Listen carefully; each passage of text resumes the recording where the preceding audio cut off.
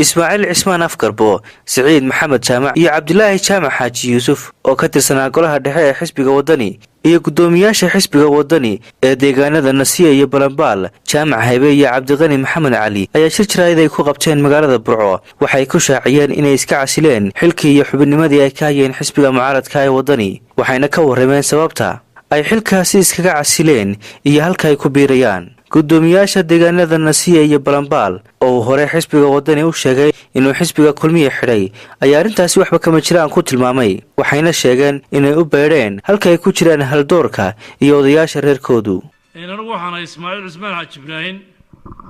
waxaan galay xisbiga wadani muddo imika laga joogo sanad ku dhawaad waxaan ahaa xubin golaha dhexe xisbiga wadaniga waxa ay geeyay hankayga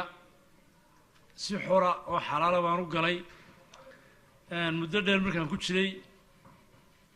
arrimihii aan doonayay hadday mid beeshayda tahay iyo mid shakhsiyadda markaan ku arki waayay waxaan go'aansaday inaan dib uga noqdo oo aan ku noqdo xisbigii kulmiye aan ka soo baxay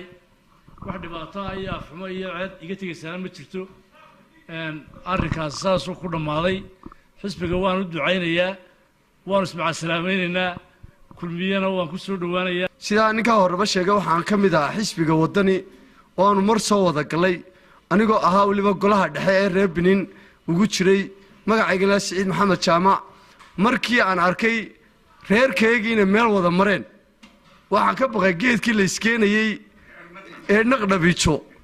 markaas sidaa daraadeed markaan arkay beer naqbar waaqo geedahaan iyo Nasiya maanta dhow si reerku isku raacay wada wada mareen de aniguna waxaan gartay inaan odayaashayda raaco oo hadalkooda qaato sidaa daraadeed baan iska casilay xisbiga wadani ee aan ugu jiray golaha dhexe ee reer Benin ayaan iska casilay waxaanan ku biiray halka ay reerkaygu mareen oo ah kulmiye xisbiga wadani muddo dheer ayaan ku soo jiray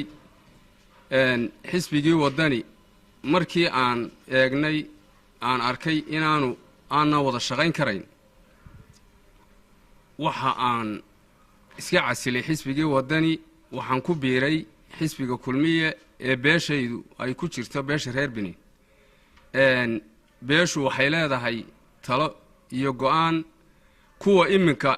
wadani ku jira ee reer Benin waxaan leeyahay iyaguna ha iskaga soo baxeen ha ku soo biireen beeshooda inta aan geedkii la geeynin waxaan ahay gudoomiyihii ay feesyada soo dhigaysay wadani sida qaldan u soo dhigaysay ee haystay degmada Nasiye waxaan ahay magacayga waxa la yiraahdaa Jaamac Haybe Gamadiid gudoomiyaha ay sida horeba soo dhigeen muraayadaha soo dhigeen baan ahay ay toddobaadkan soconayay si qaldanna way u soo dhigeen arrinta aawadeedna waan kaga dagay anigu waxaanan ku biiray xisbiga kulmiye oo aan ka tirsanahay waxaan ka hadlayaa arrinta ka dhacday Nasiya sababaha ay u dhacday iyo sida uu wadani uga hadlay waxaan ku yiri laba isu dhow ma yahayn aniga waxaan kugu xisbi iimaynin oo ima qabanin waxaan kugu yiri dawladnimada iimaynin oo ima qabanin waxa ayaanu ila kulmay aanu meesha ku kulannay waxay ahayd xigaal weyn tolkay oo arrin naga dhaxeeyay waxaan kugu yiri xariga ay xidheeno waxaan kugu yiri wuxuu ahaa xarigii awal baan isla tagi jiray naqdhabijo gudoonka ay ii sheegayeen ay markaa igu fuliyeenayeen wuxuu ahaa mid xigaalkay goostay aan ku gafo gooni kaga ahaaba imika laga bilaabo aniga iyo xigaalkay halka uu maray ayaana maray waxaanan ku biiray xisbiga kulmiye afka magaalada Balanbaal oo ahna gudoomiyaha dhalinyarada beesha gubado iskana casilay xisbiga wadani imikana ku biiray xisbiga kulmiye markii horena rasaasan linulgu ridin cidna la qabanayna tolkayna qabanay imikana ka tirsanaa xisbiga kulmiye talada dadkayga aan wada qaadanayno Ahmed Nuur Maxamed inta badan xisbiga wadani sanad baan la shaqaynay waan wada shaqayn kari weynay marka tolkay baan raacay waa ka baxay xisbiga wadani waxaan ku biiray xisbiga kulmiye gudoomiyaha beesha degta deegaanada Nasiye Balanbaal naqbar waaqa iyo geedihaan Maxamuud Ismaaciil Nuur qaar ka mid ah odayaasha deegaanadaasi iyo gudoomiyihii hore ururka Nawdeeqa Weydaar ayaa u mahadnaqay xubnahani ka soo baxay xisbiga wadani waxayna sheegeen in beelaha deegaanadaasi ay yihiin xisbiga kulmiye isla markaana ay meel kale u beedhay muddada nagaga maqnaa xisbiga wadani caawa halka ka nagu marti qaaday beesha odayaasheedii iyo waxgaradkeedii iyo bulshadii ku marti qaaday iyagoo ka soo noqday waddani oo u soo noqday xusbiga kulmiye iyo beeshoodii aad iyo aad baan ugu mahadnaqayaa waana ku mahadsan yihiin giddigood waa ku mahadsan yihiin anigu sidaan idiin soo sheegay reerka la yidhaho reer biniin guddoomiyihiisaan ahay magacayguna waa maxamuud ismaaciil nuur waxaan ku faraxsanahay ragga beeshoodii iyo xusbigoodii u soo noqday mar labaad waan ku faraxsanahay waana ugu ducaynayaa waana ku dahniyadaynayaa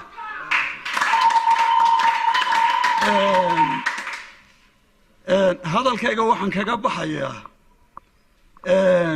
halkan geedkan la sheegay waxa weeye waa geed caana mala raggu ma wada arage lama wada arage waa geed caana imanka maadaama oo guddoomiye beesha aan sheeganayo jeel baabaanu ka dhisaynaa ninka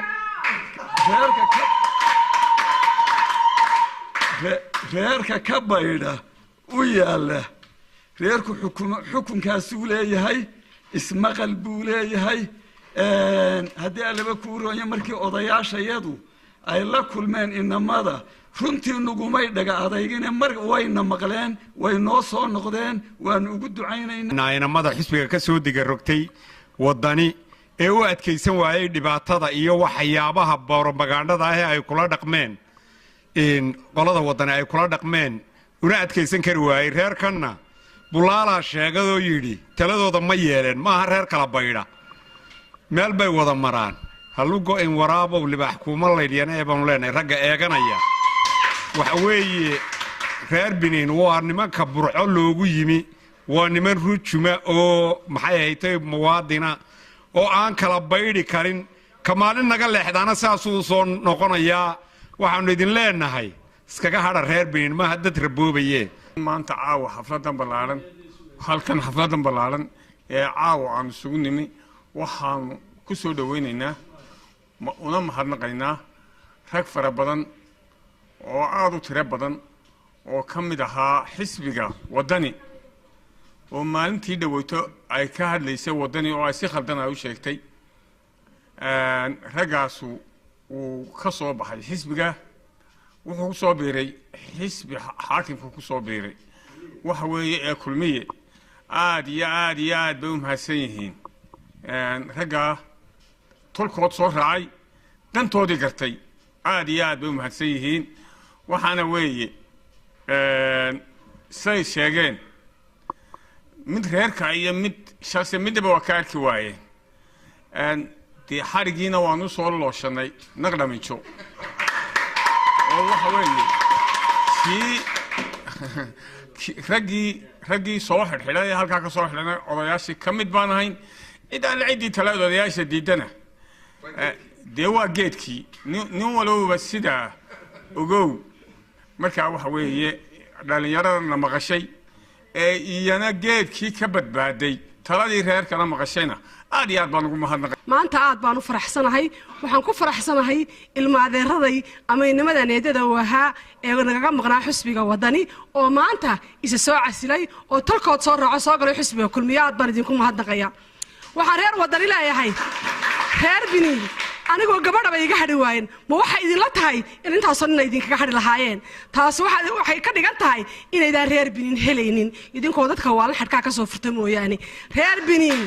meel bay isu wada raacayaan waa reer biniin magac labaad ma nihin ciwaankayagu waa kulmiyadiida waa dil way ciwaankayagu qofkii kulmiyadiida waxa iska leh geedka naqdhabiijo aad iyo aad ban mar labaad iyo mar saddexaad bay idinku mahad celinayaa bahweynta reer biniin ee danteedii garatay ee soo raacday tolkeed iyadoo layidhi farqudhifool ma dhaqdo hareerahoodina eegay ka waayay baalashay ku duuli lahaayeen